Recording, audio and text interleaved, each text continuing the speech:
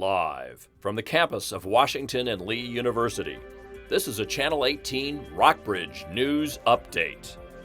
Welcome to the Rockbridge Report Tuesday Live Update. I'm Jenny Helwig.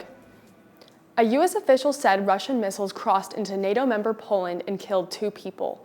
Polish media reported that 2 people died after a projectile struck an area where grain was drying in Zawidów, a Polish village near the border with Ukraine. A Polish government spokesman said top leaders were holding an emergency meeting. Russian missiles struck energy facilities throughout Ukraine today, causing blackouts across the country and in neighboring Moldova. Police say the student suspected of killing 3 members of the University of Virginia football team was on a field trip bus with them Sunday. The gunman opened fire as he and other students returned to campus. Laura French has more on the impact of this deadly shooting. Church bells chime over the sound of a chopper hovering above. On an otherwise quiet campus here at the University of Virginia Monday. And it's just been kind of eerie. Just feel like the energy is really off. Where just hours earlier on grounds, police say fellow student Christopher Darnell Jones Jr. shot 5 students, killing 3 UVA football players. Our first impulse as a clergy staff was to open the building so that young people and the entire community had a place that they could come that was safe and that they were able to express their grief and to pray. Just down the street from this crime scene, St. Paul's Memorial Church was open for prayer, a comforting sight for students like Cyrell Greer. That helps me knowing that, there's support like that out there. I'm not personally that religious, but still just to know that there are people out there who are willing to help us through these trying times. I don't know, I feel like no one really knows how to go about this normally. Like, I walked outside and I feel like you just kind of stare at people and everyone's gone through the same thing, but I've been saying prayers in my head. So this kind of grief is not something that's going to go away overnight. It's going to take a community to heal.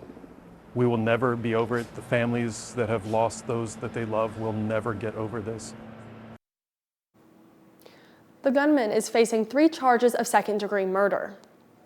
Former President Donald Trump is expected to announce a 3rd campaign for the presidency tonight at 9 p.m. Trump is facing several criminal investigations.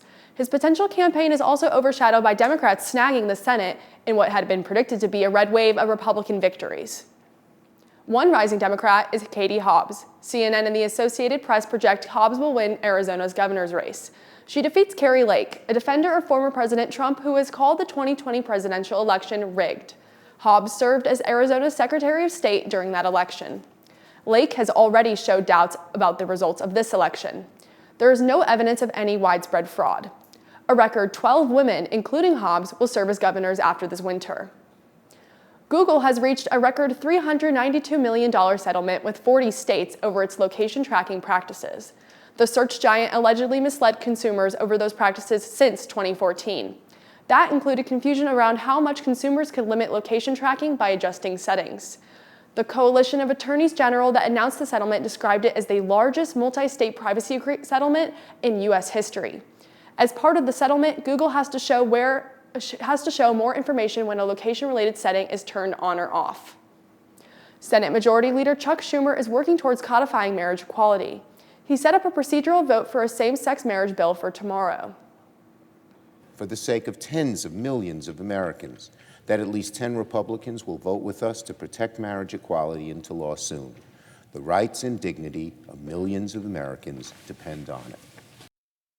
Multiple sources say the bipartisan group working on the legislation has the votes needed to get it passed. Thank you for watching the Rockbridge Report Tuesday Live Update. Join us on Thursday for our 30-minute live newscast and check out rockbridgereport.wlu.edu anytime for more local and national news.